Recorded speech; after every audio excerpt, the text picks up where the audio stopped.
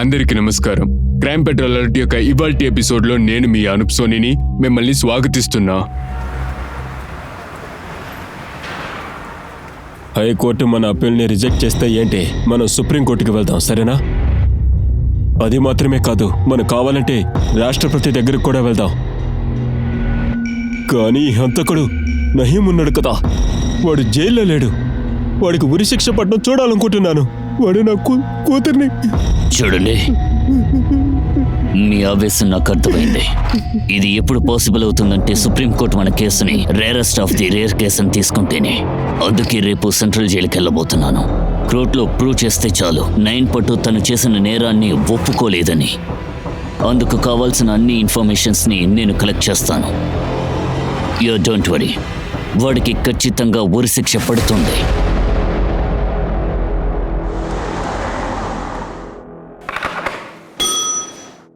Yes sir. Umesh, రేపు ఒక lawyer వస్తున్నారు. అక్యూస్ నెంబర్ 52 నయం భట్, అతని డీటెయిల్స్ కావాలంట. ఖైదీ నంబర్ 52? నాకు ఏం గుర్తు రాలేదు. ఖైదీ నంబర్ 52? ఆ వ్యక్తి 6 నెలలుగా పరోల్లో ఉన్నాడు కదా. పరోల్లోనా? 6 నెలలుగానా? సార్. ఎలా కుదురుతుంది?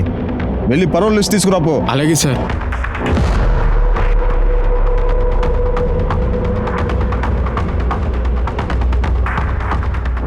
December 2018 పరోల్లో. ఇదెలా కుదురుతుంది? ఇప్పుడు ఏం చేద్దాం సార్?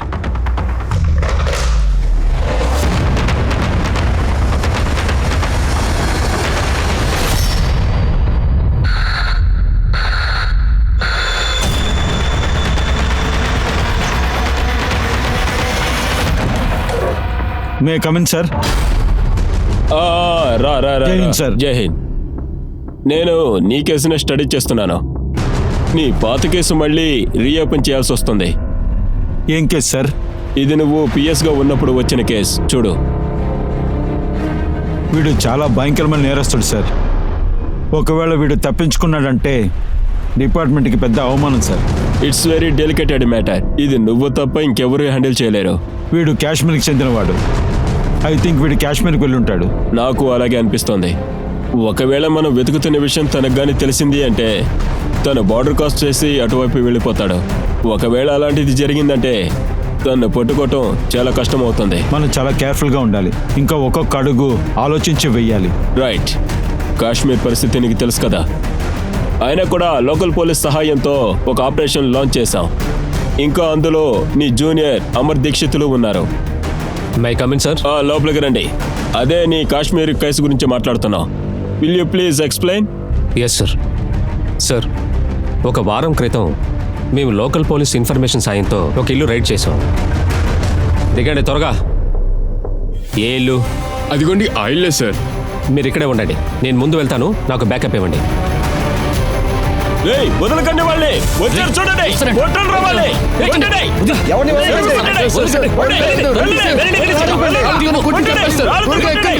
యూనిఫామ్ లో రైడ్ చేసింది తప్పుడు మూవ్ సార్. మనం ఇంకో తప్పుడు అడుగుని వేయకూడదు. ఇంకా పరోల్లో తప్పించుకున్న ఖైదీని వదిలిపెట్టకూడదు. మనం వెంటనే క్విక్ రిజల్ట్స్ ఇవ్వకపోతే ఈ కేసుని సెంట్రల్ ఏజెన్సీకి అప్పగిస్తారు. ఆ అవసరం ఉండొద్దు సార్. నేను వెంటనే ఇప్పుడే ఈ కేసుని టేక్ ఓవర్ చేస్తాను. కానీ సార్, నాకు రిక్వెస్ట్ ఉంది. చెప్పు. ఈ మిషన్కి టీంని నేను చూస్తాను. Okay, thank you sir. ఇంకా సార్, ఇంకో రిక్వెస్ట్. నాకు ఈ కేసులో ఫుల్ సపోర్ట్ కావాలి. Okay, I fully support you. కానీ ఒక్క విషయం, జస్ట్ యూ డూ ఇట్. కానీ వాడు బోర్డర్ దాటకూడదు. ఎలాగైనా వాడిని పట్టుకొని జైల్లో వేయటమే నాకు కావాలి. క్రైమ్ పెట్రోల్ యొక్క ఎయిమ్ ఎప్పుడైనా కానివ్వండి, దొంగతనాలు, కుట్రలు, వీటిపై అప్రమత్తం చేయడమే. కానీ కొన్ని కేసెస్ ఈ విధంగా కూడా ఉంటాయి. అది జనాలకు మాత్రమే కాదు, చట్టాలకి కూడా, మరియు వ్యవస్థకి గుణపాఠంగా మారుద్ది. ఇవాళ మనం మాట్లాడుకునే కేసు సెలెక్టివ్ కేసెస్ లో ఒకటి. అది గవర్నమెంట్ వల్ల ఎన్నో సంవత్సరాలుగా పాటించబడుతున్న 2 చట్టాల యొక్క లాస్ లో మార్పుని తెచ్చేలా ఏర్పడింది. ఈ విధులనేవి ఎన్నో తప్పుడు పనుల్ని వెల్లడించాయి. కానీ వాటిని ఉపయోగించుకుని కిల్లాడీలు చట్టంతోనే దాగుడు మూతలాడుతున్నారు. మిస్టర్ మేతా సెటిల్మెంట్ చేస్తుంది కరెక్ట్. నేను ఆపోనెంట్ పార్టీ దగ్గర చెప్పి 15 lakh కాంపెన్సేషన్ తీసిస్తాను. దీంటారే ఎక్కువ not possible. Okay. Hi miss Payal. మీరెవరు? ఇక్కడికి మీరు కలుసుకోవడానికి వచ్చింది నన్నే. అభిజిత్. అవును. Nice meet you. తర్వాత మీ క్లయింట్ ఏం నిర్ణయం చేస్తున్నారు? కాంపెన్సేషన్ గురించి చూడండి. కాంపెన్సేషన్ గా ఒక 20 lakhs. నా క్లయింట్ నష్టపరిహారంగా 20 lakhs ఇవ్వడానికి సిద్ధంగా ఉన్నారు. అవుట్ ఆఫ్ కోర్ట్ సెటిల్మెంట్ చేసుకుందాం. ఏమంటారు మిస్టర్ మెహతా?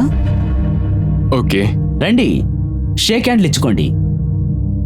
మిస్టర్ మెహతా, అగ్రిమెంట్కి సంబంధించిన టర్మ్స్ ఉన్నాయి. మీరు వీటిని ఒక్కసారి చదవండి. చదివాక లాస్ట్ పేజీలో సైన్ చేయాలి. దాదాపు 6 నెలలుగా ఈ నైమ్ బాట్ని ఎవరు చూడలేదు. సో వాడి పేరు ఫేసు అన్నిటినీ మార్చుకునే అవకాశం ఉంది. చాలా దారుణమైన వాడు. ఇలాంటి నేరస్తుల్ని నా కెరీర్లో చాలా మందిని చూశాను. వీడు శిక్షకి భయపడ్డు, నేరం చేయడానికి కూడా భయపడ్డు. ఇలాంటి నేరస్తుడు పరోళిలో బయట తిరుగుతున్నాడు. అది అనుకుంటే నాకు కోపం వస్తుంది.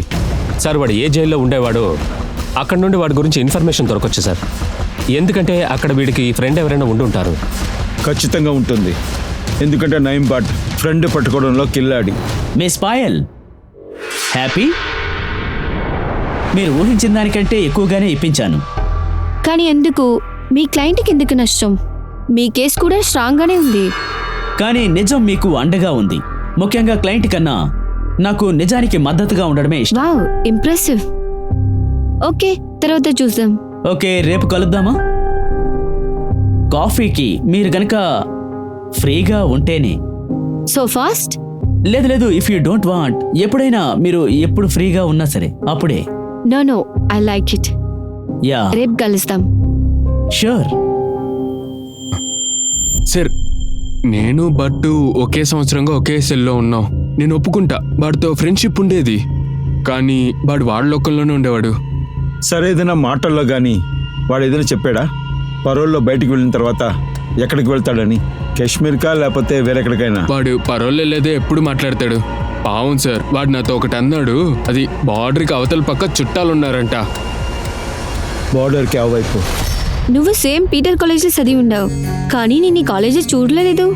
హా, విషయం ఏంటంటే నేను క్లాసులో కన్నా నా గర్ల్ ఫ్రెండ్తోనే ఎక్కువగా ఉంటాను.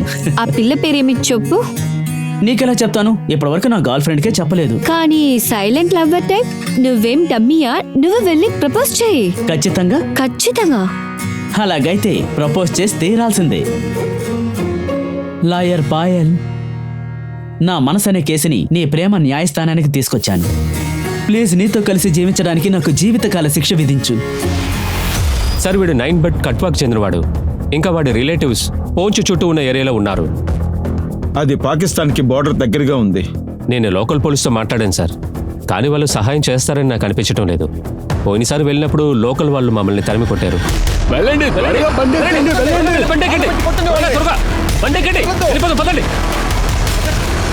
దీంతో ఏం తెలుస్తుందంటే నయీం బాట్ నెట్వర్క్ చాలా స్ట్రాంగ్గా ఉంది.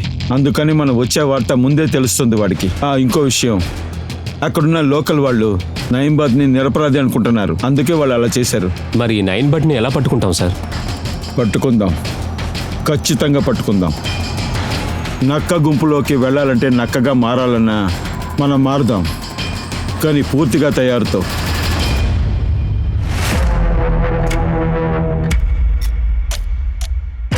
అసన్మైంది. జలంధర్ నుంచి వచ్చావా? అవును సార్. సరే అయితే నిన్ను చేర్చుకుంటాను. రేపు నీకు సొసైటీలో డ్యూటీ ఫిక్స్ చేస్తాను, ఓకేనా? Thank you sir. వెళ్ళు వెళ్ళు వెళ్ళు.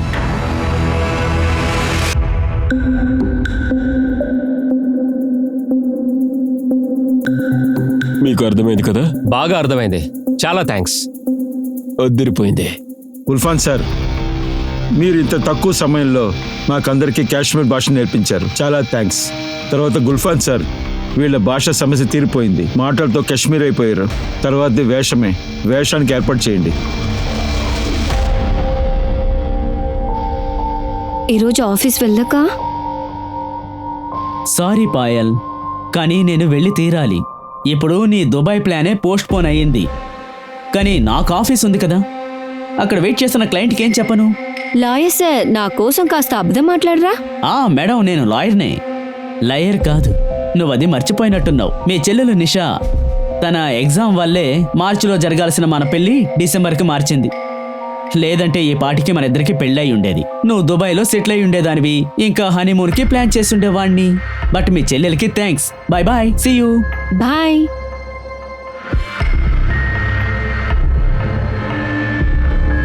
ఇదే మీ కాశ్మీరీ పేరు, అడ్రస్, ఇంకా అన్ని ఇన్ఫర్మేషన్ ఇందులో ఉంది. ఇందులో ఉన్న ఇన్ఫర్మేషన్ని బాగా గుర్తుపెట్టుకోండి, ఎందుకంటే మిషన్ పూర్తయ్యేంత వరకు మనల్లో ఎవరు అసలైన పేరుతో పిలవకూడదు. ఇవాల్టి నుంచి ఈ కవర్లో ఏం రాస్తుందో అదే మనం. ఒకవేళ ఏదైనా ముఖ్యమైన విషయం మాట్లాడాలంటే మనం ఒకరినొకరు గుల్ఫాన్ సార్ మూలంగా సమాచారాన్ని అందివ్వాలి. సార్, కుల్పాన్ సార్, కాశ్మీర్లో మీ ఇన్ఫార్మర్స్ అందరూ యాక్టివ్గా ఉన్నారుగా? ఉన్నారు సార్. అంతే. ఇప్పుడు మన స్వర్గం యొక్క ప్రయాణానికి సిద్ధంగా ఉన్నాం. ఇంకా స్వర్గంలో ఉన్న సాతాన్ని పట్టుకొని ఇక్కడ తీసుకొస్తున్నాం, అది కూడా త్వరలోనే. మళ్ళీ ఆ సాతాను ఒక అమాయకుడిని గురిపెట్టే లోపల మనం వాడి మెడని పట్టుకొని ఇక్కడికి లాక్కొని రావాలి.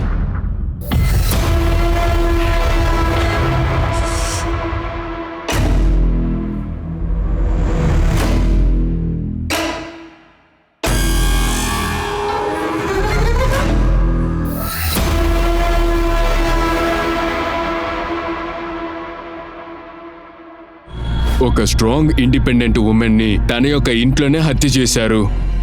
తెల్లారుజామున కాగానే సిటీ మొత్తం జనాలు భయపడబోతున్నారు. చదువు కోసమని, ఉద్యోగాల కోసం ఒంటరిగా ఉండే అమ్మాయిల యొక్క సురక్షిత ఒక కాంట్రవర్సీగా మారబోతుంది. ఇవన్నీ ఆలోచించదగ్గ విషయాలే. ఒక అమ్మాయి వల్ల ఈ సమాజంలో 4 గోడల మధ్య సురక్షితంగా ఉండలేకపోతే వేరే ఎక్కడ ఉండగలరు?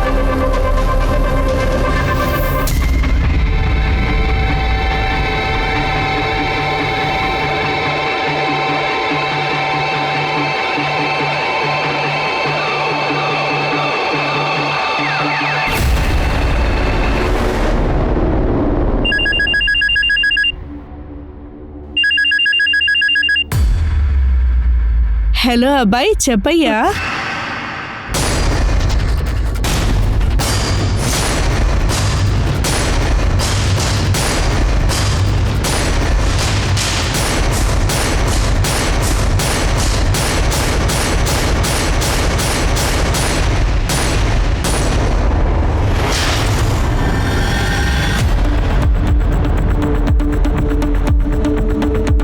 తప్పుకోండి, దారివ్వండి. సార్, నేను పాయర్ అబ్జిత్ పక్కింట్లో ఉంటాను. ఇంకా ఈ సొసైటీ సెక్రటరీని. సార్, రాత్రి మా ఇంట్లో పవర్ కట్ అవ్వలేదు. సొసైటీలో ఎవరింట్లోనూ కట్ అవ్వలేదు. మేము ఎలక్ట్రిసిటీ బోర్డును కూడా చెక్ చేసాం, అక్కడ ఏ ప్రాబ్లం లేదు. సార్, పాయల్ చాలా మంచి అమ్మాయి. మా సొసైటీలో ఇలా జరుగుతుందని అసలు అనుకోలేదు సార్. ఈ పాయల్ పెళ్లి జీవితం ఎలా ఉండేది? వాళ్ళు సంతోషంగానే ఉండేవాళ్ళు సార్, కానీ పాయల్కి అభిజిత్కి పెళ్ళవ్వలేదు. వాళ్ళు లివింగ్లో ఉన్నారు సార్. అవును సార్, మేము పెళ్లి చేసుకోలేదు. మేమిద్దరం లివింగ్లో ఉన్నాం. అభిజిత్, ఇంట్లో ఏ తలుపు పగలగొట్టి లోపలికి వచ్చినట్లేదు. ఇప్పుడు ఒకటి క్లియర్, ఇంటికి ఎవరైతే వచ్చారో వాళ్ళ కోసం పాయల్ డోర్ ఓపెన్ చేసి ఉంటుంది. లేకపోతే ఇంటి తాళం ఇంకొకటి వాళ్ళ దగ్గర ఉన్నట్టుంది. మీరు తప్ప, పాయల్ తప్ప ఇంటి తాళం ఎవరికైనా ఇచ్చారా మీరు? అవును, నా దగ్గర ఒకటి ఉంది సార్, పాయల్ దగ్గర ఒకటి ఉంది. కానీ ఇంట్లో ఒక తాళమే దొరికింది, ఇంకో తాళం ఎక్కడా? సరే, రెండో తాళం ఎక్కడున్నా మేము కనిపెడతాం. ఒకవేళ ఇంట్లో ఉంటే ఖచ్చితంగా దొరుకుతుంది. రెండో తాళం ఇంట్లోనే కదా ఉంది. మీరు ఒకటి చెప్పండి, మీరు ఇంట్లోకి వచ్చిన తర్వాత ఏ వస్తువుల్ని ముట్టుకున్నారు మీరు? ఫ్రిడ్జ్, బాటిల్, గ్లాస్, ఇవి తప్ప వేరేదైనా ముట్టుకున్నారా? నాకేమీ గుర్తుకు రావడం లేదు సార్. లాయర్గా ఉన్నందువల్ల ఇవన్నీ తెలుసుంటాయి. క్రైమ్ సీన్లో ఇది తుడిపేయకూడదు, అది పెద్ద నేరం. కానీ మీరు తుడిపేశారు, ఇంకా వస్తువులు ముట్టుకున్నారు. ఎందుకు? అది సరే, ఆఫీస్లో మీరు లేట్ నైట్ పనిచేశారని చెప్తున్నారు, కరెక్ట్? ఎవరైనా చూసుంటారు, ఎవరైనా సాక్షి, విట్నెస్? సార్, అదేంటంటే వాచ్మ్యాన్ మేబీ చూసుంటారు అనుకుంటాను సార్. ఒకవేళ ఏ క్లయింట్ కోసం మీరు పనిచేస్తున్నారో ఆ క్లయింట్ పేరు మీకు గుర్తుందిగా? క్లయింట్ పేరు, మొబైల్ నెంబర్ ఏదైనా? Please don't mind sir. నాకు తెలిసి వీడికి రెస్ట్ అవసరం సార్. ఐ మీన్, వీడి పరిస్థితి చూడండి సార్ మీరే. ఇప్పుడు ఇక్కడి నుంచి ఒక శవం వెళ్ళింది, దాని పరిస్థితి చూసారా? ఆ అమ్మాయిని చంపిన అంతకుడు ఎవరనేది తెలుసుకోవాల్సింది మా డ్యూటీ. క్లయింట్ పేరు, అడ్రస్, మొబైల్ నెంబర్ అన్నీ ఇవ్వండి. ఇద్దరు లివింగ్ టుగెదర్గా ఉన్నారు. ఒకవేళ అభిజిత్కి పెళ్ళంటే ఇష్టం లేదేమో, పాయల్ పెళ్లి చేసుకోవాలని అనుకుంది. సార్, అభిజిత్ లాయర్ క్రైమ్ సీన్లో అన్నిటినీ ముట్టుకున్నాడు. అదంతా తను కావాలని చేశాడా లేక తెలియకుండా చేశాడా అని నాకేమీ అర్థం కావట్లేదు సార్. నిజం త్వరలో బయటపడుతుంది. సీసీటీవీ ఫుటేజ్ దొరికిందా?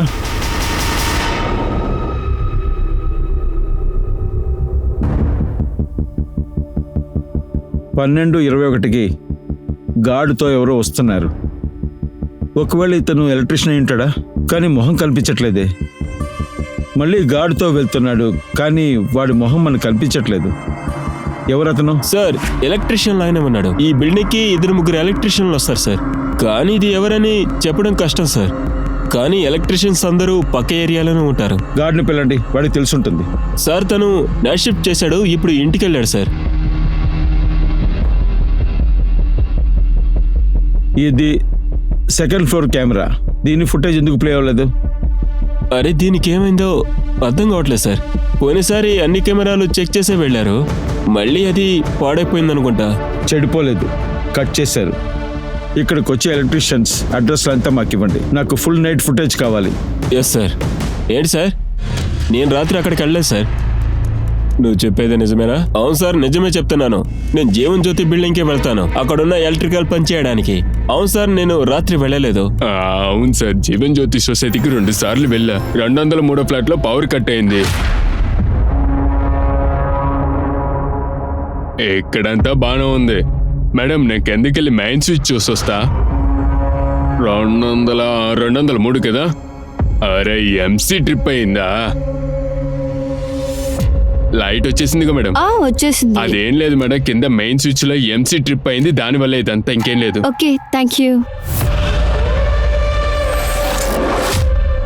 కానీ అరగంట తర్వాత మళ్ళీ గార్డు దగ్గర నుండి ఫోన్ వచ్చింది. అది రిపేర్ చేసి ఆమె దగ్గరికి వెళ్ళి ఇలా చెప్పాను, ఈ రోజంతా మీరు ఏసీ గీజర్ ఏమి వేయకూడదు అన్నాను. రేపు వచ్చి ఫుల్ వైర్ చెక్ చేస్తా అన్నా. ఓకే అన్నయ్య. ఆ తర్వాత నేను ఇంటికి వచ్చేసాను సార్. నీ వేళ్ళకేమైంది? అది దెబ్బ తగిలింది సార్. ఎప్పుడు? నిన్న. ఎలాగా? సార్, అది వచ్చి కూరగాయలు కట్ చేసేటప్పుడు. బిల్డింగ్ నుంచి బయటికి వెళ్ళేటప్పుడు నిన్ను ఎవరైనా చూసారా? అవును సార్, వాళ్ళు చూశారు. గార్డ్ అహ్మద్ చూశాడుగా సార్. వారం ముందల వాడికి నేను ఒక 500 అప్పిచ్చా. ఆయన తిరిగి పట్ల మీరు చెప్తే ఇస్తారు కాస్త. ఇలా చూడు, ఒకవేళ నువ్వు అబద్ధం చెప్పి నా దగ్గర ఏదైనా దాస్తే ఒక విషయం గుర్తుపెట్టుకో, నేను మామూలు వాడిని కాదు, నీ ఫ్యూజులు లేపేస్తాను. సిటీ దాటి ఎక్కడికి వెళ్ళకూడదు, ఓకేనా?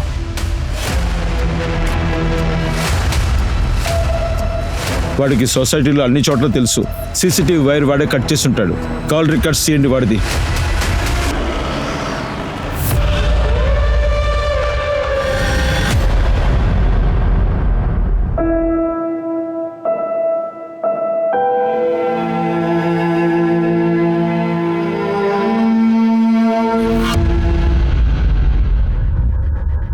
చెప్పు వివేక్. అంటే పోలీసులు అభిజిత్ ని ఎంక్వైరీకి తీసుకెళ్తున్నారంటే? ఏంటి?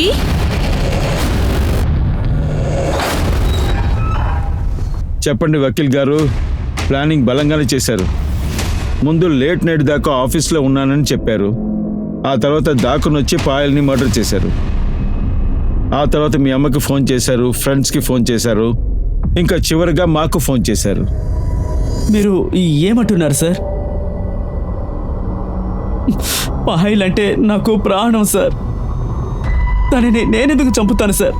అది అడుగుతానికే పిలిపించావు. ఎందుకు చంపావు తనని? ఓవర్ యాక్టింగ్ చెయ్యొద్దు. నువ్వు యాక్టర్ కాదు, వకీల్వి.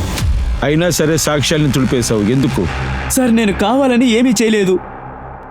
పాయల్ చనిపోయినప్పుడు నేను ఆఫీస్లో ఉన్నాను సార్. కావాలంటే మీరు ఆఫీస్కి ఫోన్ చేసి కనుక్కోండి. చెక్ చేయాల్సిన అవసరం లేదు.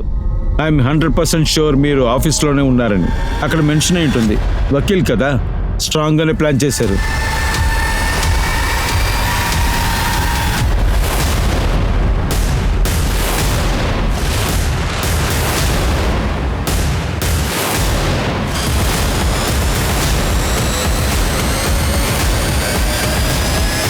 సో ఇంటికి ఎన్నింటికి వచ్చారు?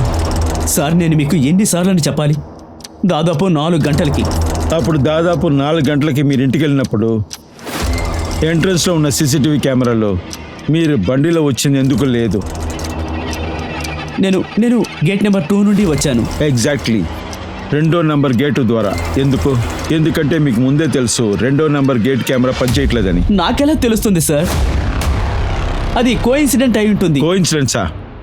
ఏ గేట్ మూలంగా మీరు వచ్చారో ఆ సీసీటీవీ కెమెరా చెడిపోయింది. మీరు వెళ్ళిన లాబీ కెమెరా కూడా చెడిపోయింది. ఏ ఫ్లోర్ లో అయితే మీరున్నారో ఆ కెమెరా కూడా చెడిపోయింది. కానీ బిల్డింగ్ లో ఉన్న అన్ని కెమెరాస్ నడుస్తున్నాయి. వకీల్ గారు, ఇది కోఇన్సిడెన్స్ కాదు, దీన్ని ప్లానింగ్ అంటారు. నేను మీకు అర్థమయ్యేలా ఎలా చెప్పను? నేను ఏ ప్లాను వేయలేదు.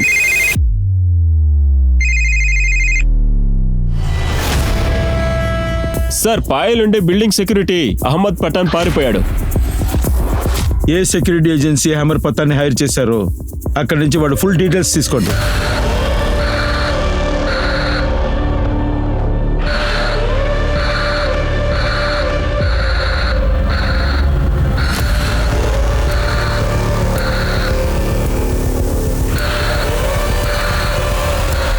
ఇదేం అడ్రస్? లాల్ చౌక్, కాశ్మీర్. అంతేనా? అడ్రస్ ప్రూఫ్ ఏమీ తీసుకోలేదు. జాబ్ ఇచ్చేస్తావా? అహ్మద్ పతానీ ఎవరు? అహ్మద్ పతానీ అంటే ఎవరో నాకు తెలియదు. సార్, నన్ను ఎందుకు కొడుతున్నారు? అహ్మద్ పతాన్ 1 సంవత్సరంగా మీ బిల్డింగ్ వాచ్మెన్. నీకు తెలీదా? అవును సార్. సారీ, మీరు హఠాత్తుగా అడిగినందున నాకు గుర్తు రాలేదు. ఇప్పుడు నీకు ఒకటి ఇవ్వడం వల్ల నీకు గుర్తొచ్చింది కదా. అహ్మద్ పతాన్ 1 సంవత్సరంగా నీ బండిని క్లీన్ చేస్తున్నాడు. నీతో ఎప్పుడు మాట్లాడలేదా? సార్, మీరు ఏమంటున్నారు? వివరంగా చెప్పండి. నేను చెప్పాల్సిందంతా చెప్పాను. ఇప్పుడు నువ్వు వివరంగా చెప్పు. అహ్మద్ పతాన్కి పాయల్ని చంపడానికి ఎంత డబ్బులు ఇచ్చావు? నీకు పాయల్కి మధ్య ఏంటి సమస్య? సార్, మీరు అసలు ఏం మాట్లాడుతున్నారు? మీరు బాధని తగ్గించలేకపోయినా పర్వాలేదు, రెట్టింపు చేయకండి. దుఃఖమా లేకపోతే బాధ? ఉంటుంది. ఒకరు ఫస్ట్ టైం నేరం చేసేటప్పుడు తను చాలా బాధపడతాడు. తన మనసు తనని చాలా బాధ పెడుతుంది. ఇప్పుడు నీ మనసు నిన్ను కష్టపెట్టేలాగా. కానీ దీనికో వైద్యం ఉంది. ఒకవేళ నేరస్తుడు తన నేరాన్ని ఒప్పుకుంటే వాడికి సంతోషం దొరుకుతుంది, ప్రశాంతత కూడా దొరుకుతుంది. ఒకవేళ నువ్వు నేరాన్ని ఒప్పుకుంటే నీకు ప్రశాంతత దొరుకుతుంది, సుఖంగా ఉంటుంది.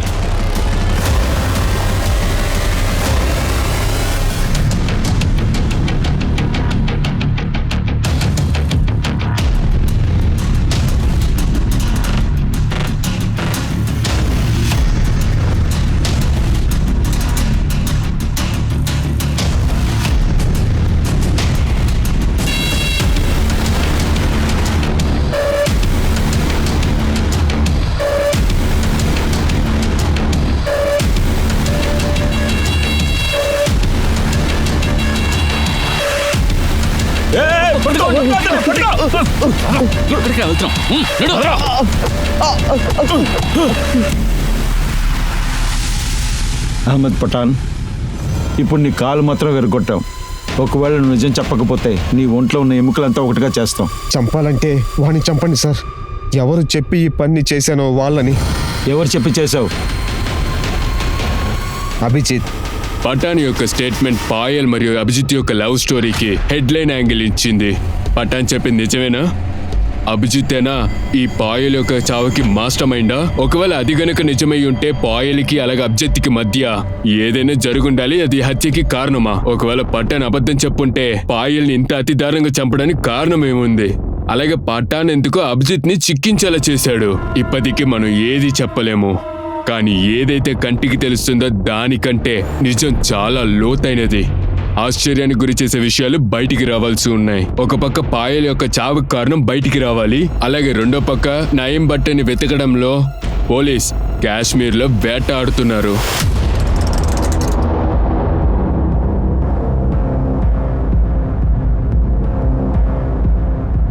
సలాం అలైకుం జనాబ్. వాలేకుం అస్సలాం. ఏంటి విషయం? బాగున్నావా? ఇంట్లో అందరూ బాగున్నారా? వాతావరణం ఎలా మారిపోయింది చూసావా? అవును. తర్వాత ఏంటి విషయం? సార్, నైన్ భట్ గురించి ఏమీ తెలియటం లేదు సార్. వాడికి ఒక కజిన్ బ్రదర్ కూడా ఉన్నాడు, ఇక్కడే పక్కనే ఉన్నాడు. ఇంకేంటి? ఇర్ఫాన్ భట్ సార్. ఇర్ఫాన్ భట్టు నైన్ భట్టు చాలా క్లోజ్ సార్. కానీ ఇద్దరు ఇప్పుడు ఒకటిగా కనిపించడం లేదు. కానీ ఇర్ఫాన్ భట్ ఏమో ఇక్కడే తిరుగుతున్నాడు సార్. మీరు గనక వాడిని అడిగితే వాడు నైన్ భట్ గురించి ఏదైనా చెప్పొచ్చు సార్. ఇర్ఫాన్ నేను చూసుకుంటాం. నువ్వు నయం బాట్ని వెతికే పనిలో ఉండు. టైం తక్కువగా ఉంది. ఒకవేళ బార్డర్ క్రాస్ చేసి అటువైపు వెళ్ళకూడదు. అలాగే సార్. ఇర్ఫాన్ డీటెయిల్స్ ఇవ్వు. ఇలా చూడండి సార్. వీడే ఇర్ఫాన్ భట్టా? అవును సార్. ఈ ఫోటోని నా మొబైల్కి పంపించు. Okay sir. అమ్మా నేను వెళ్ళొస్తాను. రా వివేక్. ఎక్కడికి వెళ్తున్నావు నానా? ఆఫీస్కి వెళ్తున్నానమ్మా. ఆఫీసా? ఇప్పుడే కదా ఆఫీస్ నుంచి నువ్వు వచ్చావు, 5 నిమిషాలు కూడా కాలా. అలాగా? హా వినబ్బాయ్, నేనేం చెప్తున్నానంటే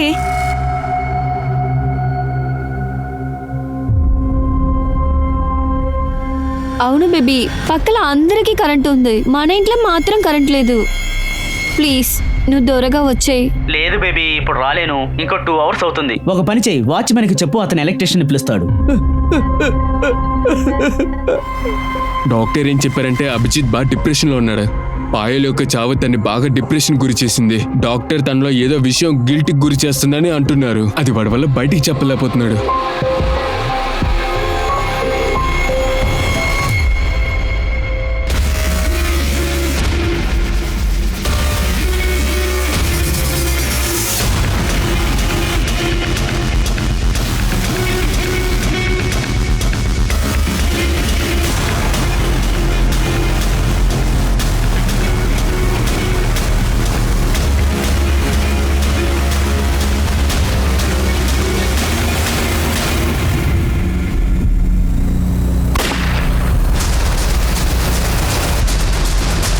లే లే, త్వరగా వెళ్దాం.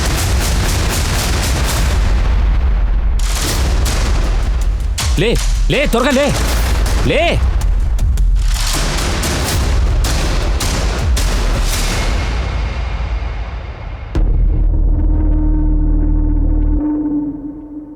నువ్వు ఎక్కడికి వెళ్ళిపోయావు అబ్బాయ్?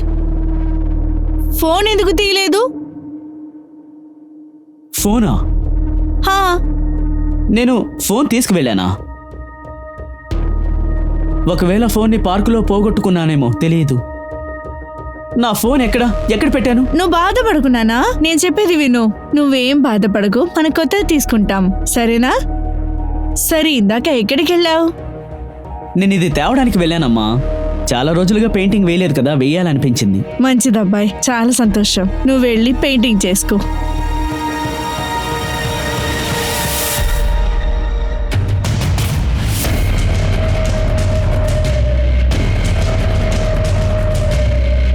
అరే అభిజిత్, ఏమైంది? అభిజిత్కి ఏమైంది? ఇప్పుడు తను ఎలా ఉన్నాడు? నేను ఇప్పుడే అంకుల్ డాక్టర్తో మాట్లాడాను. వాడికి ఏదో ఇన్ఫ్లమేటరీ బ్రెయిన్ డిసీజ్ అంట. వాడికి మెంటల్ కండిషన్ వీక్ గా ఉంది.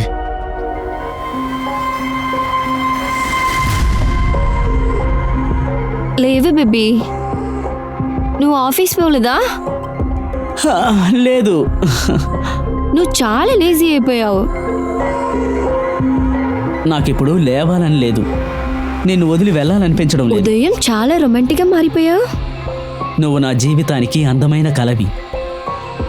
ఆ కలని నేను మిస్ చేసుకోను. నేను నిన్ను వదిలి ఉండలేను.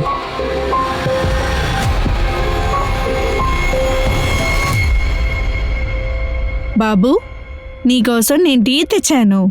బాబు బాబు బాబు, అభి అభి. అభిజిత్ చనిపోయి 6 నెలల తర్వాత కోర్ట్ అహ్మద్ పటానికి పాయల్ చంపినందుకు శిక్ష విధించింది. ఈ కేసులో అహ్మద్ పతాని పాయల్ని చంపారని నిరూపణమైంది. కోర్టులో ఉన్న ప్రాసిక్యూటర్కి ఈ కేసుని రేరెస్ట్ ఆఫ్ ద రేర్ కేసులా మనం తీసుకోలేము. తన న్యాయమైన కుట్రనే చేశాడు. ఎందుకంటే ఆ రోజు పాయల్ చిన్న డ్రెస్ వేసుకుంది. తను చూసి ఆయన ప్రొవోక్ అయ్యాడు. ఆయన రేప్ అటెంప్ట్ చేశాడు, ఇంకా తన్ని మర్డర్ చేశారు. ఇది ఆయన తప్పు మాత్రమే కాదు. అందుకని కోర్ట్ ఆయనకి లైఫ్ సెంటెన్స్ ఇచ్చింది. కోర్టు యొక్క తీర్పునైతే జనాలు ఒప్పుకోనే లేదు. ఆ తర్వాత సెషన్ కోర్టు యొక్క తీర్పుకి తృప్తి చెందక పాయల్ యొక్క కుటుంబం ఈ కేసుని హైకోర్టులో ఛాలెంజ్ చేశారు. కానీ తిరిగి జడ్జ్ మూల్యంగా ఇదే కమెంటే లభించింది. ఆ అమ్మాయి షార్ట్స్ వేసుకుంది, అందువల్ల క్రిమినల్ ప్రొవోక్ అయ్యి రేప్ అటెంప్ట్ అనేది జరిగింది. ఆ తర్వాత హత్య చేశాడు. జడ్జి యొక్క తీర్పుని ఎంతో మంది ఎదిరించారు. అలాగే అది మాత్రం కాకుండా ఎన్నో న్యూస్ పేపర్లోనూ అలాగే న్యూస్ ఛానల్స్ లోనూ ఈ విషయం చర్చకు గురైంది. కానీ కొన్ని రోజుల తర్వాత జనాలు ఈ కేసుని మర్చిపోయారు. కానీ ఈ కేసు ఇప్పటికీ పూర్తి అవ్వలేదు. ఈ కేస్ ఒక కొత్త ఉదాహరణగా మారుద్ది. ఈ కేసులో ఏం జరిగిందంటే సరిగ్గా గవర్నమెంట్ కూడా తిరిగి లా యొక్క రూల్స్ అండ్ రెగ్యులేషన్ ని తీర్చిదిద్దింది. అహ్మద్ పఠాన్, మీ అమ్మగారికి ట్రీట్మెంట్ జరుగుతూ ఉంది. నీ మీద జైల్లో ఎటువంటి కంప్లైంట్స్ లేవు. తర్వాత నువ్వు కూడా బుద్ధిగా ఉంటున్నావు. అందుకనే నీకు 90 రోజుల పరోల్ గ్రాంట్ చేస్తున్నాను. శుక్రియా సార్. పరోల్ దొరికిన దగ్గర నుండి పఠాన్ మాయమైపోయాడు. 90 రోజులే కాదు 180 రోజులు గడిచాయి. కానీ పోలీసులకి ఈ విషయం తెలియకుండానే పోయింది. ఖైదీ నంబర్ 51. వాడు 6 నెలలుగా పరోల్లో ఉన్నాడు సార్. ఏంటి, పరోల్లోనా? పాయల్ యొక్క నాన్న పఠాన్ యొక్క డీటెయిల్స్ తెలుసుకోవడానికి పై అధికారిని కలిసినప్పుడే వాళ్ళ యొక్క తప్పు బయటపడింది. పాయల్ యొక్క నాన్న మీడియాలో వెల్లడించగా పోలీసుల యొక్క అప్రమత్తం న్యూస్ పేపర్లో బయటకు వచ్చింది. ఆ తర్వాత పాయల్ యొక్క లాయర్ హైకోర్టులో కూడా దీన్ని అప్పీల్ చేశారు. వస్తున్నాను మేడం, ఒక్క నిమిషం.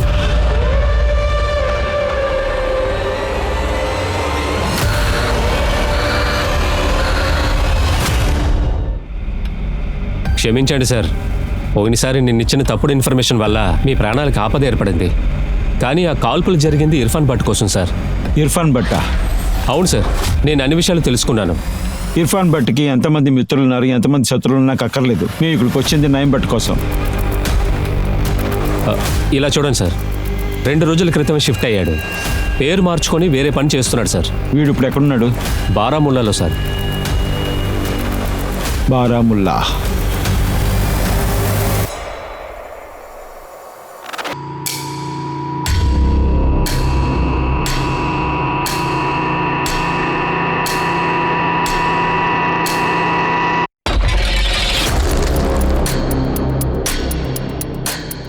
అందరూ వినండి, మీ అందరికీ పని దొరికింది. అందరూ ఇక్కడికి రండి.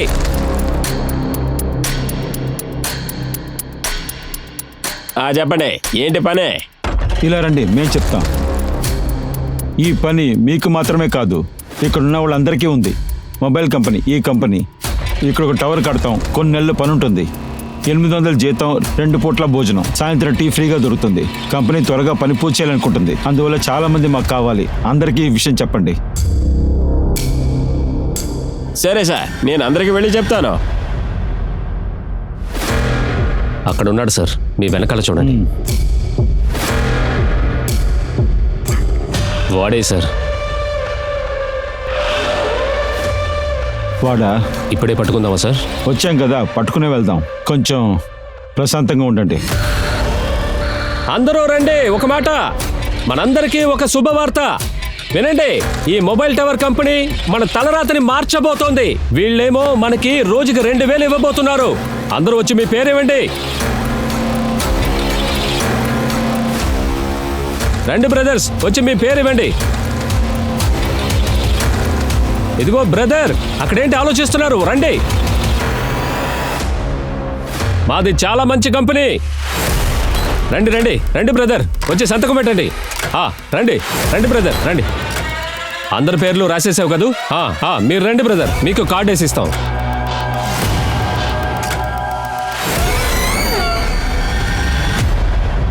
మీకు చాలా మంచి జీతం. అరే ఏంటి మంచి కురుస్తోంది? రండి, చాలా చలిగా ఉంది, లోపల కూర్చోండి. రండి రండి. ఏం చేస్తున్నారు? మాట్లాడకూడదు, ఉండాలి. ఇంతకు ముందు ఎక్కడో చూసానే. మీరెవరు సార్? బాగా చూడు.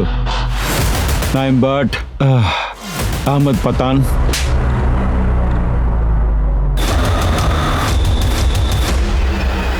ఈ స్వర్గం ఇలాంటి సాతానులకు కాదు. అందుకే నేను ఇక్కడి నుంచి లాక్కటానికి వచ్చాం. పదా. మీరు బాగా లేట్ చేశారు సార్. నాకు తెలుసు మీరు ఖచ్చితంగా పట్టుకుంటారని తెలుసు. కానీ పోయినసారి మీరు నన్ను బాగా ఇబ్బంది పెట్టేశారు. నేను మీకు ఎన్నిసార్లు చెప్పాలి సార్? అభిజిత్ నాకు ఫోన్ చేసి ఆ పాయల్ని చంపమని చెప్పాడు సార్. మేము అన్నీ తెలుసుకున్నాం. అభిజిత్ నీ కథలాంటి ఏం చెప్పలేదు. ఇంకా వాడు నీకు ఫోన్ కూడా చేయలేదు. ఇప్పుడు చెప్పరా? అలా అయితే మీకు తెలిసిందా సార్? నేనేమనుకున్నానంటే నేను ఒంటరిగా చిక్కుతానేమో, అందువల్ల వాడిని కూడా ఇందులో ఇరికించాను. ముందు నేను సీసీటీవీ వైర్ని కట్ చేశాను. ఆ రోజు రాత్రి అభిజిత్ ఇంటికి రాలేదు సార్. నాకు ఒక మంచి అవకాశం దొరికింది. తర్వాత నేను మేడం ఇంటి వైట్ స్విచ్ ఆఫ్ చేశాను. మేడం ఫోన్ కోసం ఎదురు చూస్తూ ఉన్నాను. హలో, నేను 203 నుంచి మాట్లాడతాను. నా ఇంట్లో కరెంట్ కట్ అవుతుంది. ఎవరైనా ఎలక్ట్రీషియన్ని పంపిస్తారా?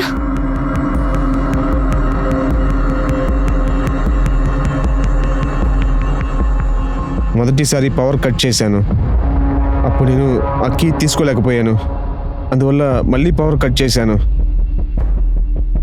ఏంటి అన్నయ్య అప్పుడప్పుడే కరెంట్ కట్ అవుతుంది?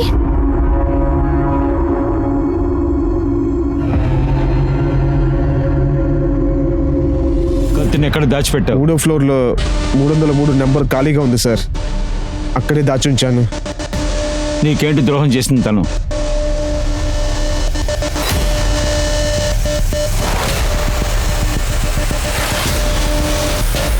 హలో అన్నయ్య, మీ కళ్ళు గేట్ల మాత్రం ఉన్నాయి. మీరు నన్ను తప్పుగా అనుకున్నారు మేడం. చూడు, నిండా మాట్లాడుకు. మర్యాదని తెలియలేదు. ఆ రోజు అది బాగా పొగరగా నడుచుకుంది సార్. ఎంతలా పొగరంటే ఆడదయ్యుండి మొగాన్ని తిట్టింది సార్. ఆ రోజు అదన్న మాటలకి నా కడుపు రగిలిపోయింది సార్. అందువల్ల నేను డిసైడ్ అయ్యాను, నేను దాని పొగరు అనగొట్టాలని.